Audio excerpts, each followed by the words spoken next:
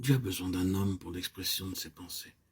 Pour exprimer cela d'une autre manière, Dieu n'a jamais eu l'intention de prononcer simplement des paroles, des déclarations, de se faire connaître et se manifester par des déclarations verbales. Il y a beaucoup plus de choses qui s'appuient sur ce fait que cela ne puisse paraître pour le moment, mais c'est un fait simple, que Dieu ne s'est jamais proposé de se faire connaître par des affirmations, par des mots, par des déclarations verbales. C'est la raison pour laquelle il est infiniment dangereux d'être occupé par un enseignement en tant que tel, et d'adopter un enseignement en tant que tel, d'adopter des choses dites, et de penser que parce que nous avons la chose qui nous est dite, nous avons la chose elle-même. Nous ne l'avons point. Beaucoup de gens ont toutes les choses qui ont été dites, mais ils n'ont pas la chose elle-même. Il y a la possibilité d'être capable d'apprendre sans jamais parvenir à la connaissance de la vérité. C'est une position de grand danger. Oui, pendant 20, 30, 40, 50 ans, nous pouvons avoir entendu tout ce qu'il y a à savoir et connaître tout cela, et cependant ne jamais parvenir à une connaissance de la vérité. Cela semble être une contradiction, mais c'est possible, ou la parole de Dieu ne le dirait pas de cette façon. Quel est donc le problème? Où est donc cette faille?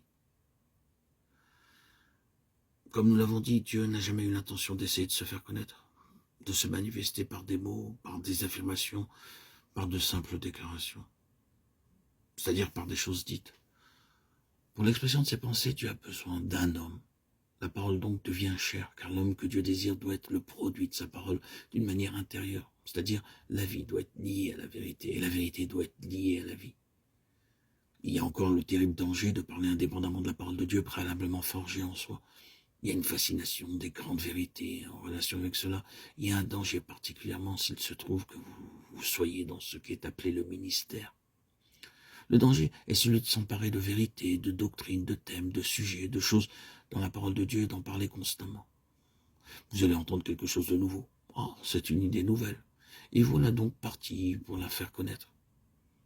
En réalité, vous rassemblez de cette façon des éléments pour votre ministère. Et il y a un terrible danger en agissant de la sorte. C'est aller mettre vous et vos auditeurs dans une fausse position. Comme nous l'avons déjà dit, cela mènera les choses dans un équilibre instable. Vous édifiez un enseignement sur quelque chose qui n'est pas la vie, qui n'est pas la croissance. Il s'agit là simplement d'une situation où on donne à des personnes un enseignement comme information, et peu de temps après, toute la chose culbutera. Votre édifice s'écroulera, et vous demanderez quelle en est la raison. C'est seulement la vie qui compte. Vous devez poser un fondement, mais il doit y avoir une excavation, un chamboulement, un brisement, une œuvre intérieure avant que vous puissiez apporter un enseignement. C'est la raison pour laquelle dans le Nouveau Testament, la doctrine a suivi l'œuvre de grâce dans le cœur. L'œuvre de grâce fut commencée, puis le Seigneur a expliqué par la doctrine ce qu'il avait fait. C'est souvent ainsi quant à nous-mêmes.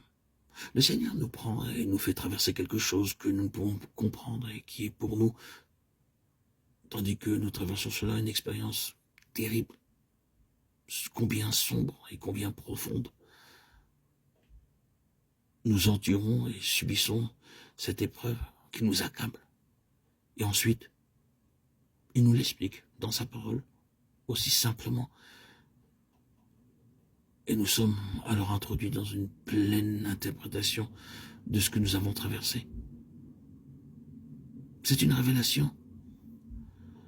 Et cela est de loin préférable d'avoir les choses ainsi.